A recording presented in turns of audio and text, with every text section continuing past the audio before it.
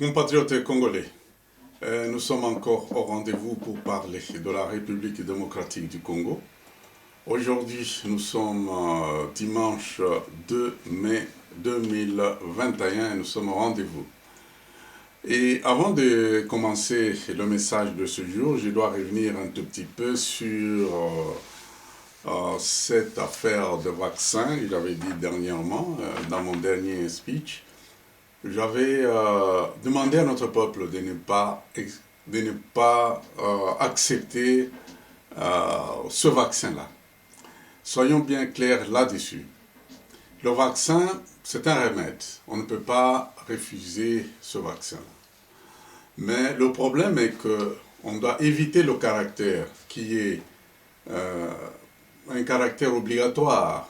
Ça n'existe pas d'abord, c'est contre le droit même de l'homme. Et beaucoup plus, ce qui m'avait fait arriver à parler de cette affaire, c'est que il y a le produit que vous avez, qu'on appelle AstraZeneca. AstraZeneca, c'est un produit qui a beaucoup de problèmes. Peut-être on ne vous le dit pas, mais personne ne l'accepte ici en Europe. Personne n'accepte ce produit. Et si vous voyez aux États-Unis, en Angleterre et partout, le taux de mortalité a baissé, ce n'est pas par ce produit AstraZeneca. Aux États-Unis, nous avons Johnson & Johnson. Et en Angleterre, je crois que c'est Pfizer. Et nous avons d'autres, par exemple, le produit comme Moderna, qui a fait chuter beaucoup de choses. Mais AstraZeneca n'est pas vraiment en vue. C'est un produit. Je ne suis pas immunologue, mais les immunologues savent que le vaccin a une durée bien déterminée dans le corps. C'est ainsi que vous allez prendre la première dose, la deuxième, la troisième, ainsi de suite. Ça dépend de tout cela. Mais compte tenu de nos difficultés financières, et de nos difficultés même de conservation de ce médicament, il ne sera pas possible que nous puissions suivre le rythme. Parce que vous devez avoir la deuxième dose, troisième dose, ainsi de suite, dans une organisation bien faite. Et est-ce que cela va se faire? Je ne pense pas. En tout cas, je ne pense pas. Et lorsque vous ne parvenez pas à recevoir la deuxième dose, eh bien, la dose que vous aviez reçue vous affaiblit. Et vous devenez maintenant beaucoup plus vulnérable face aux différentes vagues de coronavirus qui vont arriver. Et voilà pour cela que, ici en Suède d'ailleurs, bon voilà, mais l'unique solution jusque maintenant, c'est le port des masques, garder la distanciation sociale, et aussi la propriété de laver les mains, ainsi de suite. Donc, ce qu'il faudrait faire, il faut donner aux Congolais beaucoup d'eau. Il faudrait qu'ils aient de l'eau, qu'ils aient la propriété de tout cela. Et voilà, des masques, voilà, c'est ce qui est très très important. Hein. Il faudrait qu'on crée ce qu'on appelle l'immunité collective. Et cette immunité collective fait que des personnes qui sont infectées ne peuvent plus être infectées. En d'autres termes, c'est une histoire un peu trop compliquée parce que ça dépend de notre climat. Est-ce que nous avons le climat qui permet que le virus soit comme ici en Occident? Non. Vous savez, chaque fois que nous changeons aussi des saisons là-bas, il y a des rhumes. Les rhumes, c'est aussi un virus. Il y a toujours un changement dans le corps. Cela est tout à fait normal. Il y a aussi l'alimentation, ça pose des problèmes. La plupart des gens qui sont morts aux États-Unis, c'est parce qu'ils n'avaient pas beaucoup à manger. Donc, et tout ça, et puis les aliments qu'ils mangent, ils sont beaucoup des aliments qui sont déjà retravaillés. Ils ne mangent pas beaucoup de bio. C'est ce qui est différent un peu de l'Afrique. Donc, ce qui est très important pour nous, c'est qu'il y a beaucoup de vaccins. Mais ce que moi je peux conseiller au gouvernement congolais de faire, c'est bien de prendre les Sputnik. Sputnik, c'est un produit russe. Et ce produit-là est capable de faire bon, s'il est aussi analysé, parce que c'est un produit qui est fait pour les gens vivant dans les pays froids. Et le virus ne se déplace pas de la même manière dans les pays froids que dans les pays chauds. Bon, tout ça, il y a beaucoup de choses. Bon, les, je suis Moulouba et souvent dans ce que nous appelons ce virus, chez nous, ça s'appelle les chihuahua. Les chihuahua, ça peut arriver, ça peut tuer les poules, ça tue parfois les animaux tels que bon, les chèvres, ça peut tuer. Donc, ce sont des virus qui viennent, ce n'est pas le fait que ça se transmet à l'homme que ça devient quelque chose de nouveau. Donc on avait toujours l'habitude de savoir comment les guérir. Donc ça, c'est dans ce sens-là que je voulais dire. Donc, je vous propose Spoutnik, qui est d'ailleurs beaucoup plus apprécié ici. Compatriotes congolais, passons maintenant aux choses de la politique.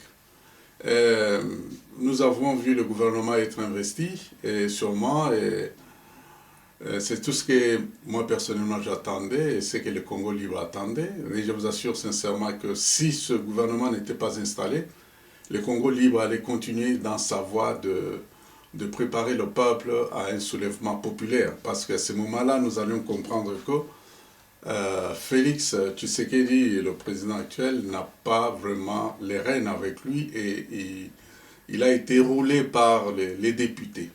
Bon, maintenant que les choses se sont passées grâce à sa politique de sagesse, eh ben, les choses sont arrivées dans la normale et il est en train de conduire le pays correctement. Il a toutes les rênes du pouvoir. Et il a le Parlement, il a la justice, il a l'armée, le gouvernement est là déjà, et maintenant il reste des petits problèmes tels que la banque, les services spéciaux, hein, les ambassadeurs, les mandataires publics. Donc ça, ce sont des petites questions qui seront résolues ensemble avec le gouvernement. Donc, compatriotes congolais, les choses en RDC marchent correctement. Et moi, personnellement, j'apprécie la maîtrise de Félix Tshisekedi.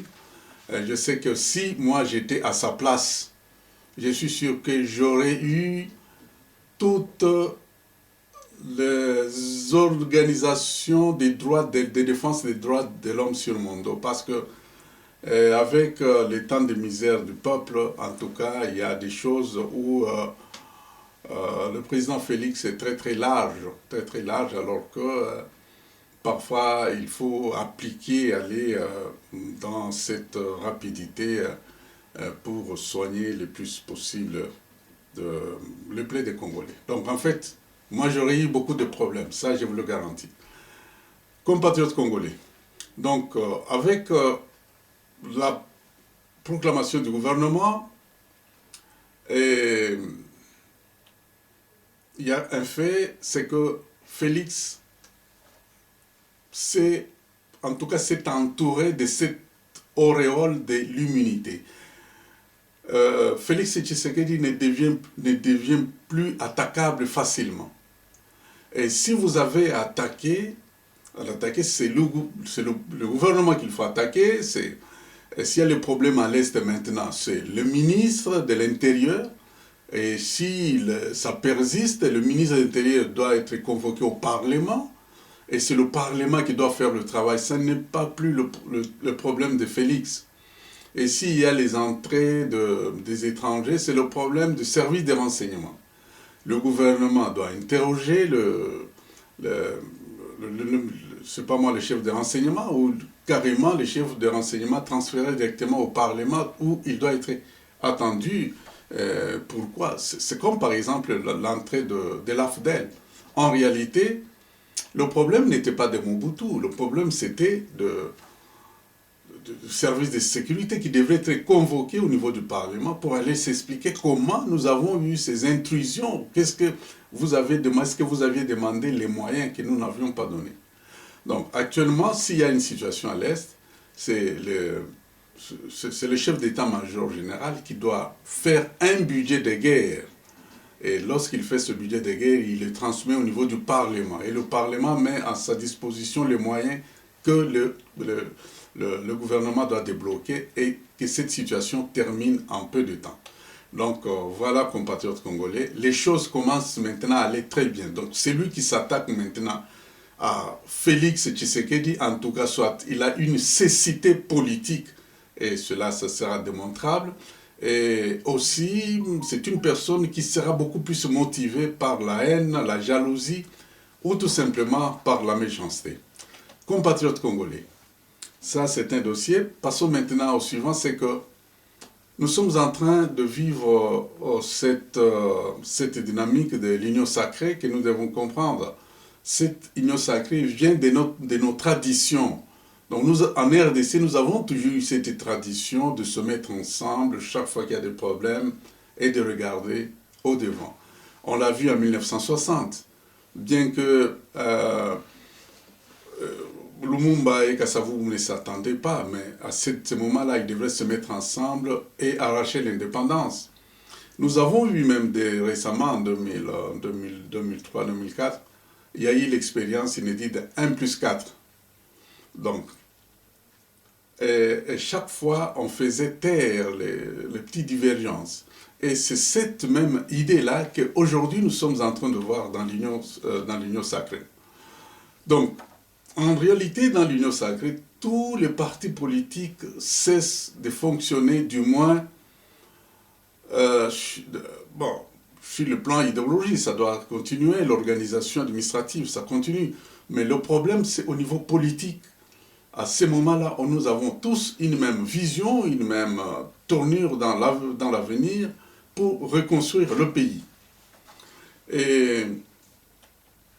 Et cette façon de voir les choses, cette vision de voir les choses, nous l'avons vu en 1967 avec Mobutu lorsqu'il a créé le MPR.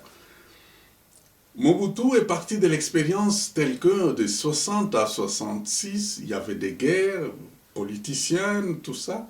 Il fallait fixer tous les Congolais pour qu'ils puissent regarder dans la même direction. Et il a créé le MPR.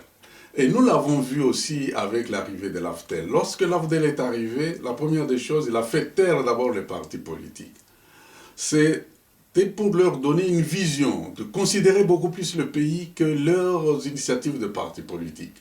Oui, bien sûr, Laurent avait raison, parce qu'il y avait des partis politiques mallettes, fabriqués depuis la CNS, et ça, c'est tout à fait normal.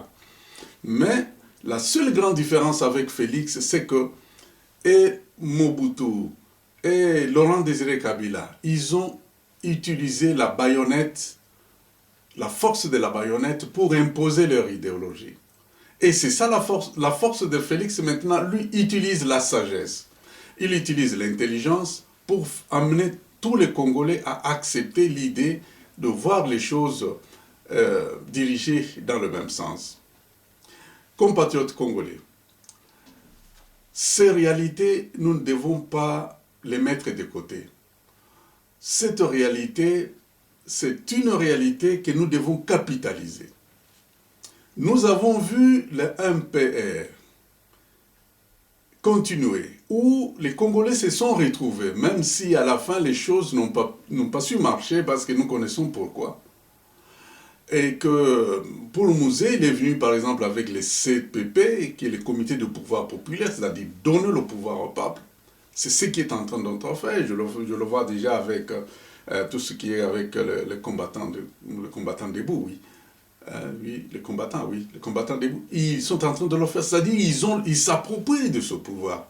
Le pouvoir doit être au peuple, et le peuple le confie aux dirigeants.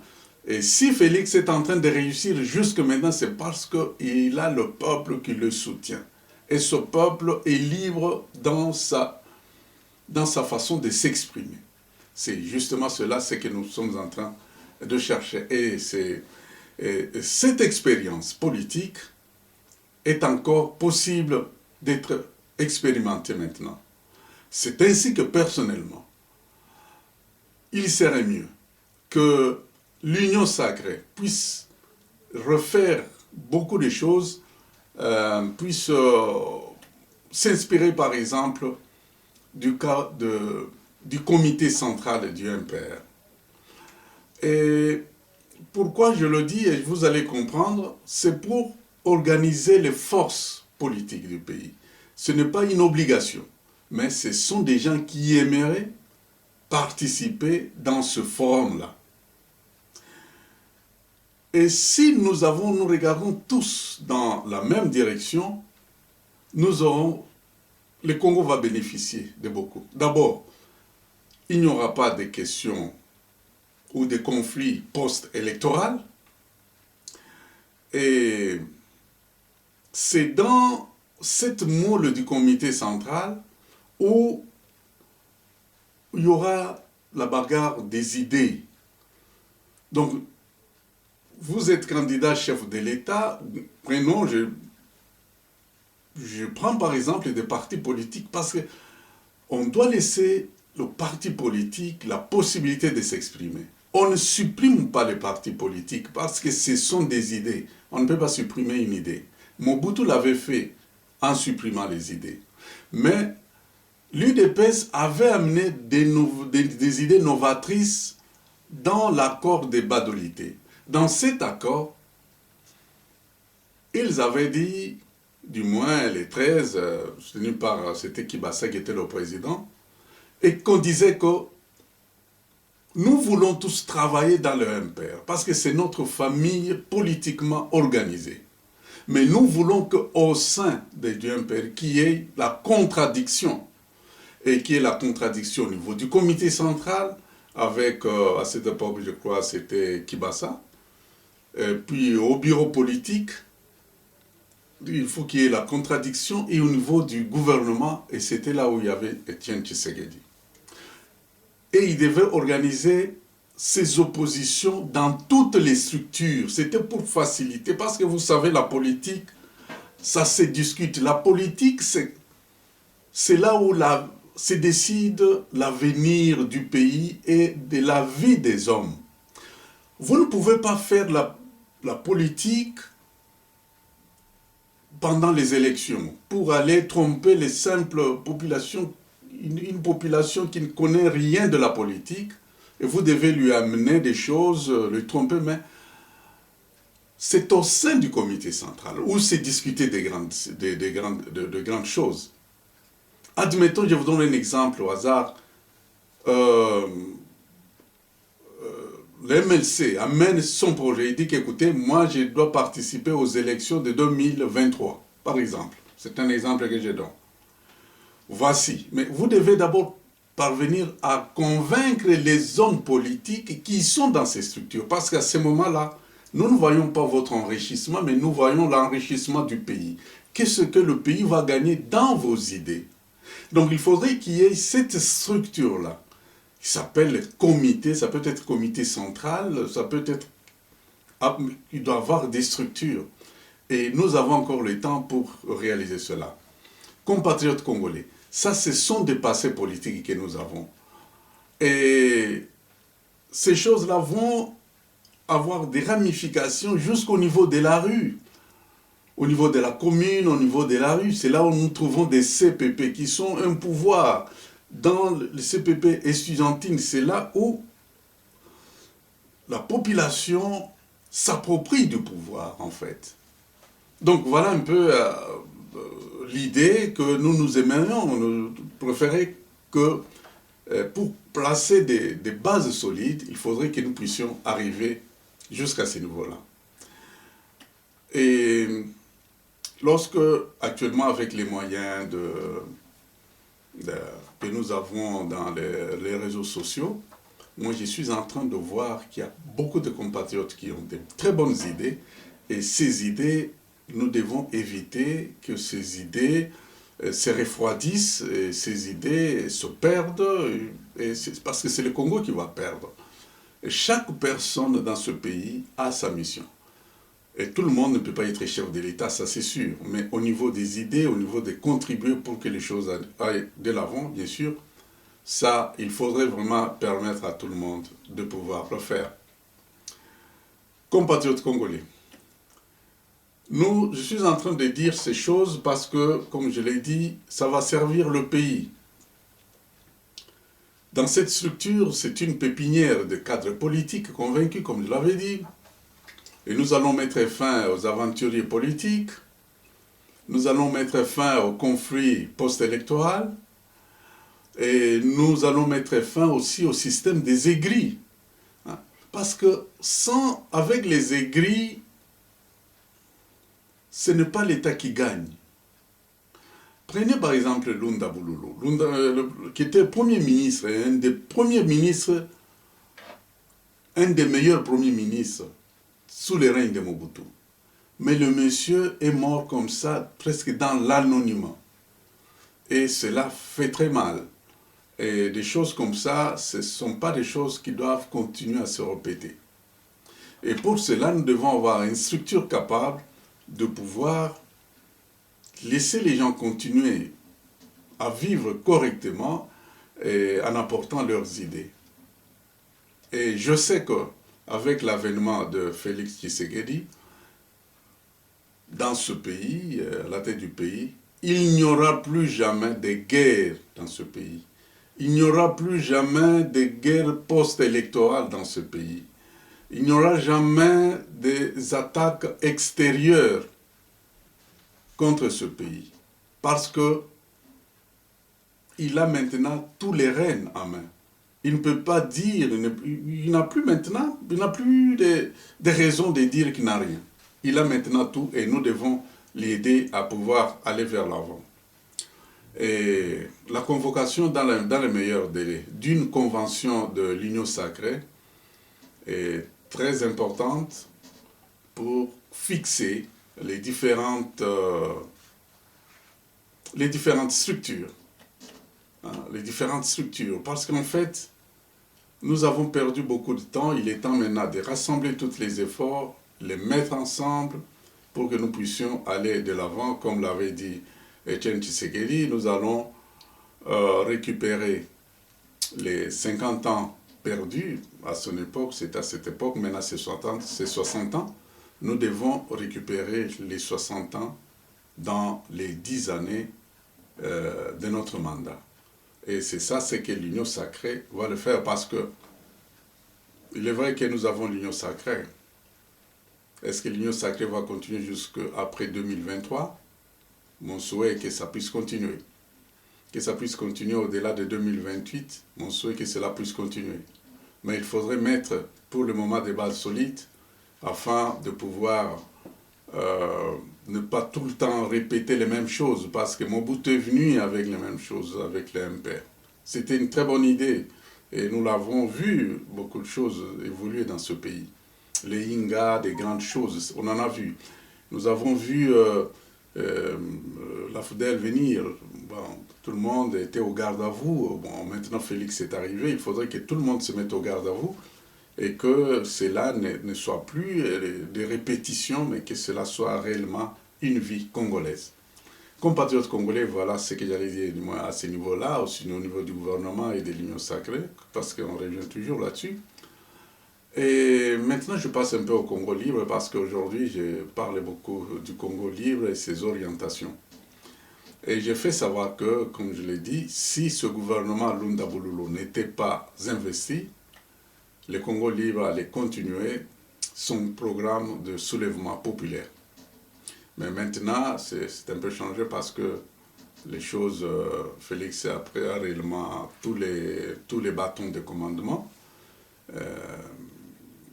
Et il a une grande mission, et sa mission, c'est de récupérer les 60 ans que nous avons perdus dans des guerres, dans des conflits inutiles, dans des problèmes de conflits post-électoraux, division, tout ça. Il doit réunir, penser toutes ces plaies dans les 10 ans. C'est ça sa mission.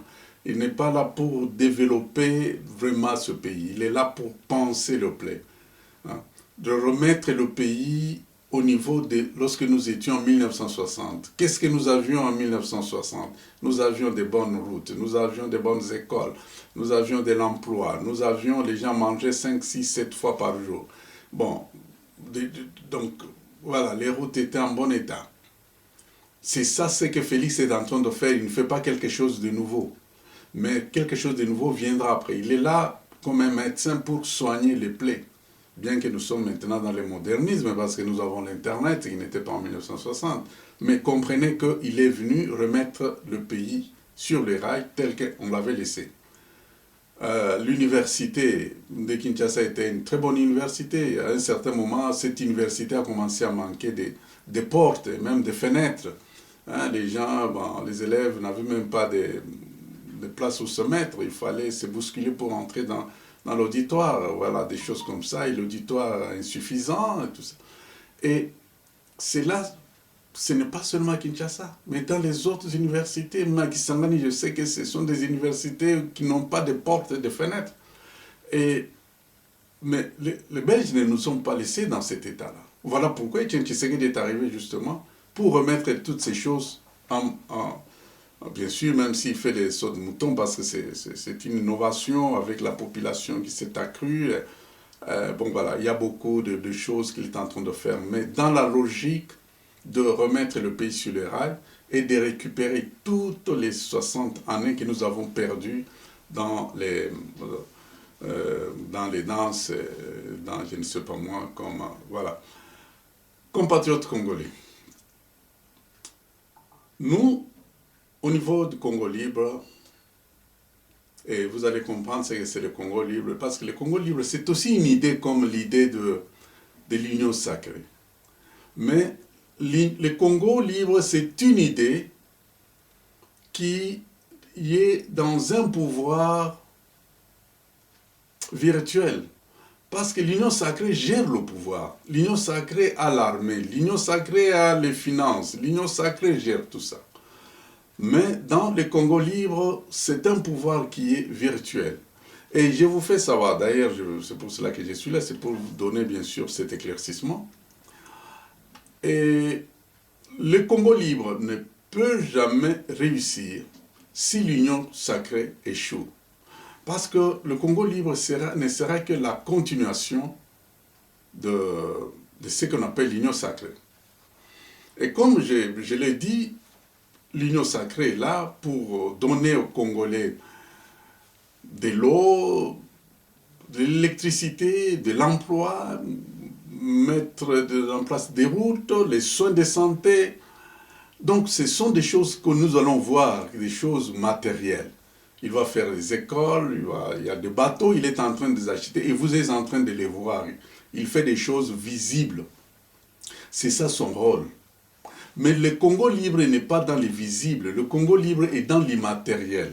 Le Congo libre est là pour comment faire la paix, comment faire l'unité du pays, comment donner aux Congolais la fierté, comment donner aux Congolais la dignité, comment donner aux Congolais la grandeur, comment donner aux Congolais la liberté. Parce que c'est très important. Je vous donne le cas par exemple de la paix. La paix que vous appelez la paix, c'est différent de la tranquillité. Ce qu'on va mettre à l'est là-bas, c'est la tranquillité. Ce n'est pas la paix. La paix, c'est autre chose. La paix, c'est quelque chose de profond. Lorsqu'on dit que quelqu'un a la paix, c'est quelque chose de très profond. Mais on va mettre d'abord, ça c'est la tranquillité, on va mettre au niveau de l'est. Ce n'est pas la véritable paix. Même dans toute la République, là, il n'y a pas la paix. Il y a tout simplement le calme, il y a la tranquillité. Hein? Bon, il y a par exemple les gens qui sont à l'est, bon, il y a la tranquillité, il y a le calme. Mais la paix, c'est autre chose. La paix, c'est une question qui apporte la sécurité. Vous avez des rêves de manger, par exemple. Vous devez avoir la sécurité de manger. C'est alors que vous aurez la paix. La sécurité sociale, la sécurité de l'emploi, non seulement pour vous-même, mais pour la progéniture. C'est ça, c'est à ce moment-là que vous aurez la paix. Vous voyez? La paix, c'est quelque chose qui ne vous appartient pas seulement à vous, ça appartient aussi à la progéniture. C'est ce qu'on appelle la paix. Donc, ça c'est pour la paix. Par exemple, pour l'unité. Donc, vous savez, si nous n'avons pas... Dans ce pays, il n'y a pas d'unité. Dans ce pays, nous avons été forcés à être ensemble. Jamais nous nous sommes mis, parce que c'est ça ce que nous avions manqué en 1960, tout le monde devrait s'asseoir. Pour toutes les tribus devraient s'asseoir et pour se dire, mais qu'est-ce que nous voulons faire de ce pays? L'unité n'existait pas. Remarquez que chaque fois qu'il y a eu des élections injustes, ça nous séparait de plus en plus. En 2011, lorsque Etienne Tshisekedi gagne les élections, et bon voilà, on ne peut pas parler de l'unité parce qu'il y avait une partie de mécontents. En 2018, la manière dont les élections ont été organisées ont encore amené la fissure. Qui a gagné les élections, qui n'a pas gagné les élections, tout ça, ça pose des problèmes. Aujourd'hui, nous avons les gens comme les Moubaki qui ne participent pas à la gestion du pays. Nous avons les gens comme les Matanda Mambo et Okujakubanza qui ne participent pas. Nous avons par exemple le Ekofo, par exemple, le pasteur Ekofo n'est pas. Bon, voyez, ce sont des exemples que je suis en train de donner. C'est-à-dire, nous sommes une société séparée. L'unité n'existe pas réellement.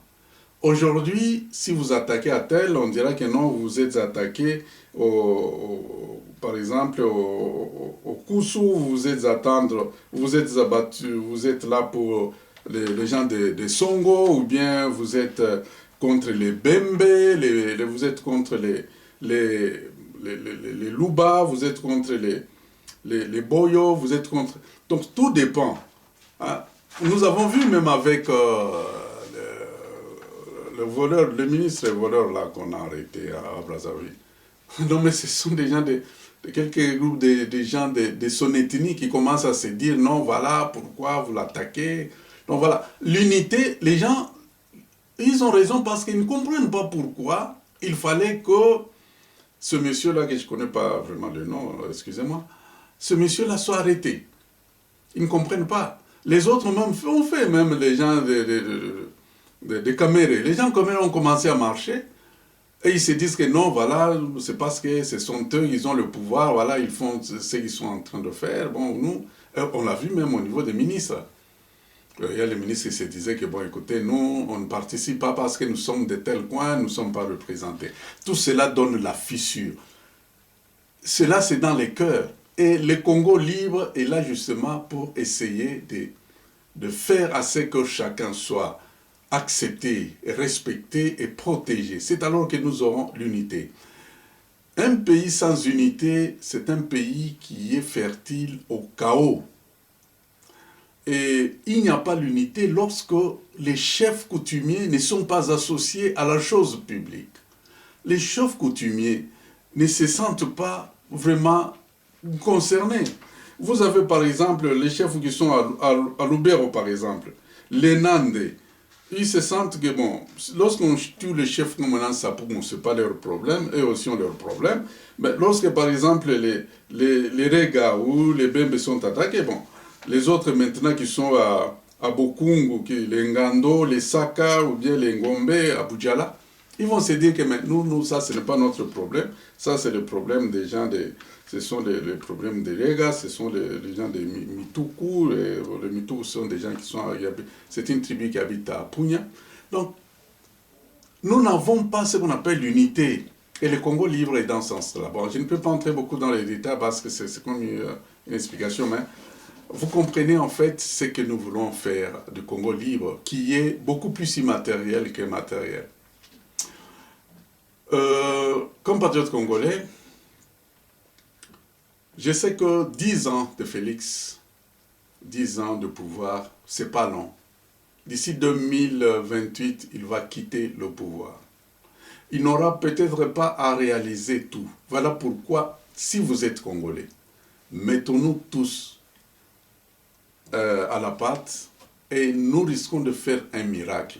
Dans les 10 ans qu'on nous donne, nous sommes capables de remettre ce pays au niveau que nous avions en 1960. J'apprécie beaucoup les compatriotes depuis que le gouvernement est en place. J'apprécie tous les Congolais du fait qu'ils n'ont pas fait de marche. Ah non, nous n'avons pas les salaires. Non, nous n'avons pas... nous voulons les augmentations du salaire. En tout cas, la population est restée calme parce que Lunda Bouloulou en avait vu de toutes les couleurs. Mais Sama Lukonde, vraiment, je crois qu'il a la grande bénédiction. Il ne faudrait pas vraiment qu'il en abuse. Compatriotes congolais, si je dois me faire comprendre encore sur la différence entre l'union sacrée et tout ça, c'est que L'union sacrée, je l'ai dit, l'union sacrée, c'est un pouvoir réel, ça se gère. Vous avez l'argent comme ça marche. Vous avez l'armée, vous avez les moyens, tout ça. Vous avez le pouvoir, la décision, et ainsi de suite. Mais les Congo libres, c'est un pouvoir virtuel, c'est un pouvoir qui est là, où les gens apprennent à comment diriger les Congos de demain, comment garder le Congo de demain. Ils sont là lorsqu'ils auront à soutenir des marches, ce sont des marches pour le développement. Jamais le Congo libre ne va soutenir des marches où il y a les gens qui ont derrière leur tête des idées de revendications politiques. Non, c'est très difficile avec la RDC, nous devons y aller lentement, lentement. Et c'est ça le Congo libre. Donc c'est un pouvoir virtuel qui doit se gérer. Dans ce qu'on appelle les CPP. Hein. Les CPP, c'est le comité de pouvoir populaire que nous installons au niveau de la province, au niveau des territoires, au niveau des communes, jusqu'au niveau de la rue. Il y a le pouvoir populaire et nous gardons toujours les mêmes appellations comme dans le pouvoir réel. Le gouverneur, les administrateurs du territoire, les bourgmestres, tout ça, ils sont dans les chefs des rues, tout ça, ils doivent avoir cette façon de pouvoir apprendre à gérer ce pouvoir, mais de manière virtuelle, dans l'intention de pouvoir faire bonne route. Compatriotes congolais, il est vrai que nous devons être là pour se battre et soutenir Félix dans ce sens-là. Dès que nous allons réussir toutes ces choses, c'est alors que nous allons arriver jusqu'en 1960. Et en 1960, pourquoi les Lumumba, les Tchombe, les Kalonjo avaient demandé l'indépendance? Parce qu'ils mangeaient bien, il y avait des routes et tout ça, comme je l'ai dit. Mais c'est parce qu'il y avait quelque chose qui leur manquait, c'était des valeurs immatérielles. C'était la paix, c'était la dignité, c'était la grandeur. Voilà, c'est à ce niveau-là que le Congo libre va marcher. Compatriotes congolais, et surtout les compatriotes de Congo libre. Je sais que les choses vont aller très très vite. Lorsque vous êtes là à gérer les choses, comprenez que le pouvoir qui est là avec Sama Lukonde et Félix, ce sont des humains, ce sont des humains. Ils les réfléchissent aussi comme des humains, ce ne sont pas des gens qui sont extraterrestres. Le pouvoir ne leur donne pas cette occasion d'être extraterrestres. Ce sont des gens qui peuvent se tromper. Ce sont des gens qui peuvent faire des erreurs. Je vais vous donner l'exemple, par exemple. Au niveau de l'Assemblée nationale, le Premier ministre Sama Lukonde a même sauté le nom d'un warrior. Il a sauté le nom d'un de ses ministres, le plus proche. Mais ça arrive. Admettons qu'il n'y ait pas quelqu'un pour venir et lui souffler que, voilà, monsieur le Premier ministre, vous avez sauté quelque chose. Imaginez-vous que cela ne se fasse pas. Et vous, vous êtes parmi les souffleurs, donc le Congo libre est parmi les gens, les souffleurs, les gens qui doivent remettre les gens dans la route. Comprendre que ceux qui prennent des décisions ne sont pas des gens qui ont causé avec Dieu, et puis Dieu leur a demandé de faire ça, non. Ce sont des humains, et c'est ensemble que nous allons réussir. Vous devez, autant qu'on a soufflé à l'oreille de Sama Lukonde, de lui faire voir que voilà, vous avez oublié un ministre très très important, ça risque de poser des problèmes. D'abord, c'est un problème aussi tribal, ça devrait dire, bon voilà, nous les gens de l'Équateur, on nous oublie même comme... Donc ça devrait provoquer un tas de choses que nous serions difficiles de gérer. Alors nous devons, chaque fois qu'il y a un problème, d'être le premier à souffler cela. Et c'est ça le rôle de vous, compatriotes, dans le Congo libre, que vous êtes dans chaque province. S'il y a quelque chose qui ne marche pas, vous êtes là pour souffler et être le premier à le souffler. Et nous allons voir toutes ces choses-là. Compatriotes congolais, nous aurons ce pouvoir et nous savons que les médias sociaux, nous devons être capables de protéger notre pays. Dans les médias sociaux, beaucoup de choses se passent. Vous devez être capable de préserver la dignité de votre pays. Ce pays, nous avons dit, nous l'avons beaucoup vilipendé ici à l'extérieur. Vraiment, ce n'était plus un pays. Nous l'avons accusé partout. Bon, maintenant, il est temps de dire, si quelqu'un parle de la RDC, vous devez être écouté, surtout si c'est un étranger. Et dès qu'il termine, vous le redressez, vous lui dites ça. D'abord, c'est un problème de Congolais, et ça va se régler au Congo. Et sur le plan extérieur, voici ce que vous pouvez dire, et vous n'avez rien à voir avec les problèmes congolais. Nous devons être capables de sauver ce pays. Dans nos écrits, sur Internet, partout, nous ne devons jamais amener des choses qui vilipendent notre pays. Qu'il y a l'insécurité, qu'il y a ceci, mais tous ces gens nous suivent. Nous devons être capables, les gens des droits de l'homme, ici dans ce pays où je suis, il y a des choses, les droits de l'homme existent, mais ils ne le font pas comme nous le faisons chez nous. Chez nous, nous accusons l'État congolais. Donc, nous devons éviter de faire cela. Nous devons protéger notre République. Comme patriote congolais, je crois devoir terminer maintenant. Pour terminer, je salue d'abord la maturité politique des Congolais de l'intérieur et de l'extérieur. Ils sont très calmes. Ici, dans la diaspora, c'est calme. Au pays, c'est calme. Comme je l'ai dit, il n'y a pas de grève, il n'y a pas de manifestations, ceci. Surtout des manifestations politiciennes. Là, évitez ça. Mais des manifestations pour soutenir, oui. Bon. Et puis vous soutenez pourquoi? Ça n'a pas de sens parce que le gouvernement fait son travail. Si le gouvernement fait de bonnes choses, c'est très bon, il n'y a pas de mal. Vous n'avez pas à faire de mal pour le soutenir, pourquoi? Ça n'a pas de sens. Donc, je sais que ce sont des choses qui sont en train de bien se passer. Les compatriotes qui sont dans les combattants debout de l'UDPS, ou les parlementaires debout de l'UDPS, ils font de très bonnes choses. Et ce qu'ils sont en train de faire, ça s'est passé aux États-Unis. C'était de la même manière. C'était dans les années où il y avait la guerre, les guerres, tout ça, entre les Nord et les Sud. Finalement, il y avait ce mouvement-là que nous voyons. Il y avait des gens qui étaient là, qui commençaient à parler publiquement et pour instruire de la même manière. Heureusement qu'aujourd'hui, nous avons l'Internet, mais eux, ils parlaient, et voilà, les États-Unis. Donc, on ne doit pas toucher à la démocratie d'un individu. Donc, les parlementaires debout sont c'est un indice capable de démontrer réellement qu'en RDC, il y a une démocratie, une liberté d'expression. Et nous devons accepter ça. Et voilà pourquoi, moi je condamne même ceux qui s'attaquent à Paulette Kimuntu. Non, c'est sa manière de travailler. Ceux qui connaissent comment Paulette Kimuntu mène son journalisme ne peuvent même pas s'inquiéter. Et la personne qui était invitée par Paulette Kimuntu savait qui est Paulette Kimuntu, parce que c'est comme ça et c'est normal. Et il ne faudrait pas que cela ça pose de problèmes.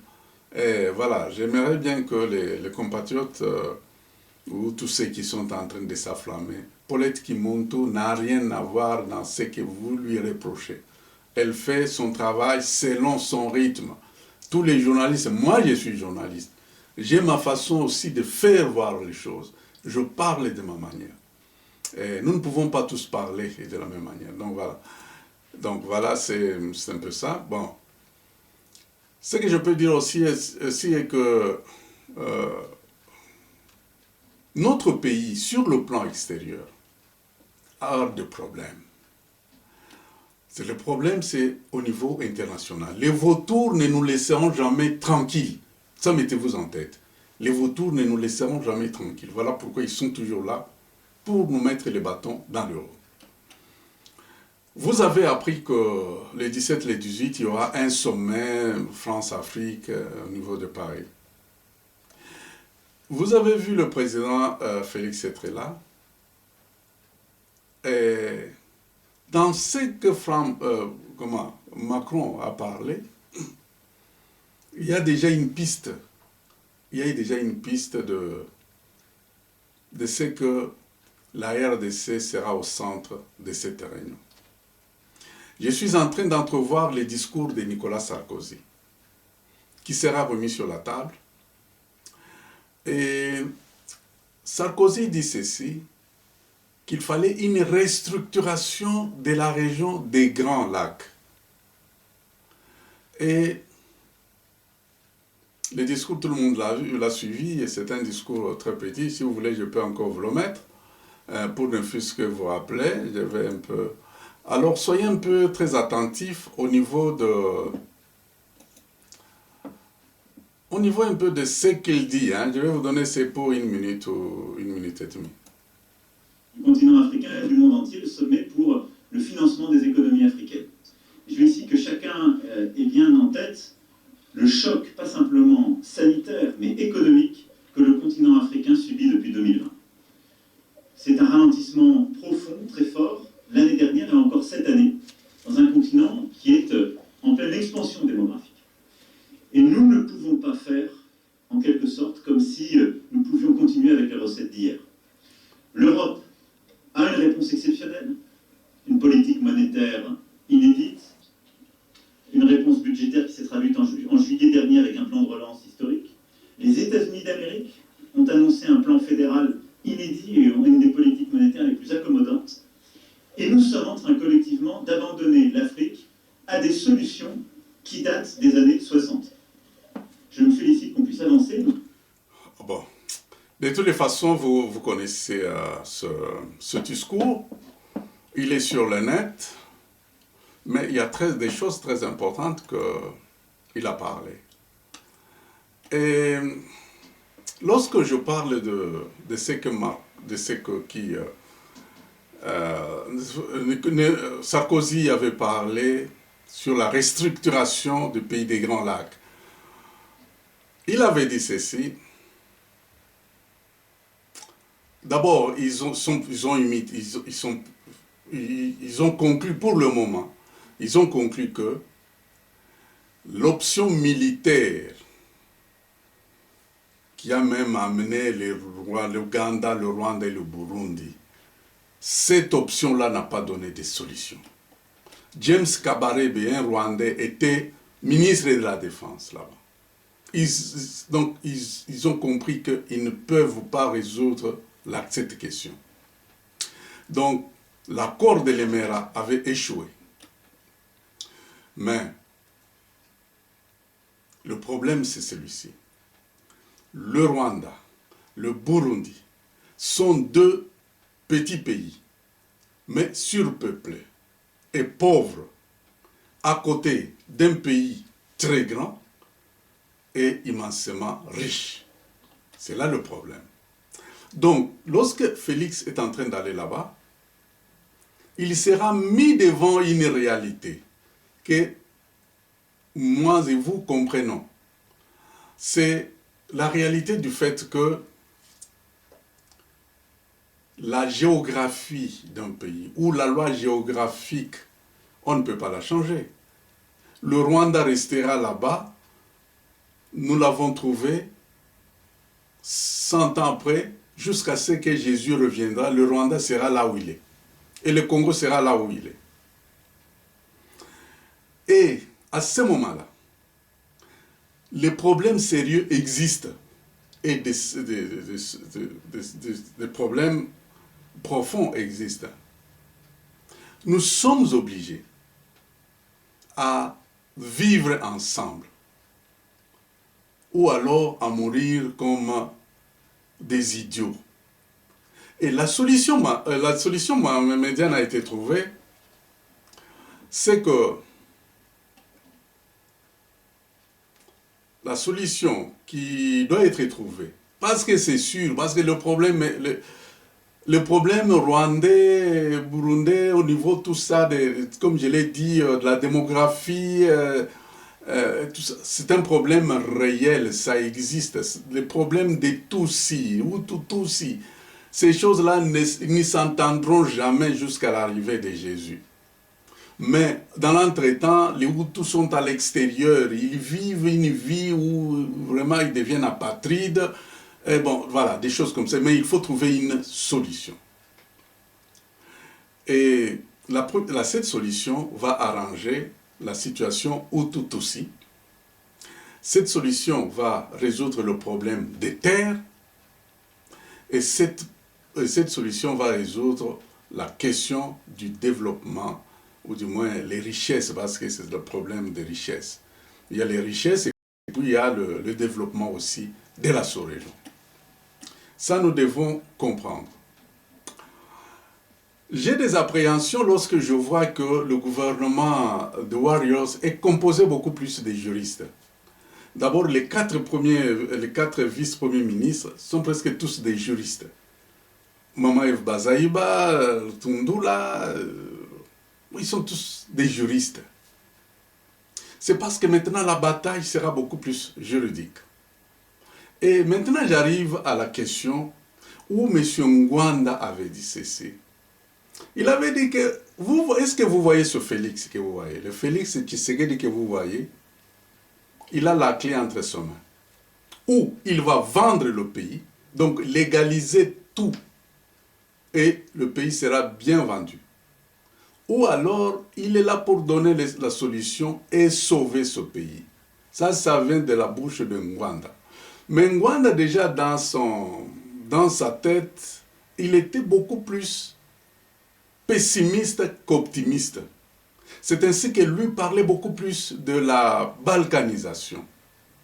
Et lorsque la balkanisation était en tête, voilà pourquoi il disait que non, voilà, maintenant il sera utilisé, il va légaliser ceci, il va légaliser ceci. Il n'avait pas vu le côté optimiste, parce que moi-même aussi, à cette époque, je ne pouvais pas donner Félix ce crédit-là. D'abord, il dit que les Benyamulenge sont des Congolais, et puis, bon, voilà, ça nous avait dépassé. Donc, Ngwanda avait raison. Maintenant, au moment où je vous parle, Ngwanda avait raison, mais n'avait pas raison, parce qu'il était beaucoup plus négativiste. Et si les choses se passent, les 17 et les 18, comme ça doit se faire, pour que la question humanitaire soit beaucoup plus au-dessus de la question juridique. Que le problème de Rwandais, c'est un problème humanitaire. Ce n'est pas un problème c'est un problème qui est arrivé, qu'ils sont en surnombre, et puis c'est un pays pauvre, et tout ça, et il y a des conflits aussi internes. Et ils ne s'entendront jamais. C'est la RDC qui est l'unique solution. Donc, pour le reste, je ne sais pas ce que je peux vous dire. Je crois que vous avez compris, parce que je suis arrivé au terme de ce que je devrais parler aujourd'hui. Je sais que vous êtes contents de pouvoir comprendre ce que j'ai dit et que nous allons prochainement aussi nous retrouver et parler de ça. Félix Antoine Tshisekedi résout des grands problèmes. Voilà pourquoi on a besoin de vous. On a besoin de tous les Congolais. Le problème qui va lui arriver et pour lequel il va à Paris les 17 et les 18, c'est un problème où il doit être capable de répondre aux vautours, parce que ce sont où nous perdons alors le pays, parce qu'ils vont dire que les Congolais ne veulent pas accepter, donc il faut mettre leurs moyens. Tous les multinationales, ils vont se liguer, ils vont dire que mais ces gens-là, si nous continuons comme ça, nos industries ne vont pas marcher. C'est un pays bon voilà, nous allons mettre fin à cela, ils vont le faire. Ils ont les moyens. La preuve en est que d'habitude, ils viennent, ils prennent des minéraux quand ils veulent, ils partent quand ils veulent. Donc nous n'avons rien à faire avec ça. Alors Félix est dans des moments très difficiles. Mettons-nous dans des prières et acceptons qu'il puisse réellement arriver à trouver une solution capable de donner la paix et aux Rwandais, et aux Burundais, et aux Congolais. Merci beaucoup. Que Dieu bénisse la République démocratique du Congo Que Dieu bénisse son peuple. Merci beaucoup. Bah, merci.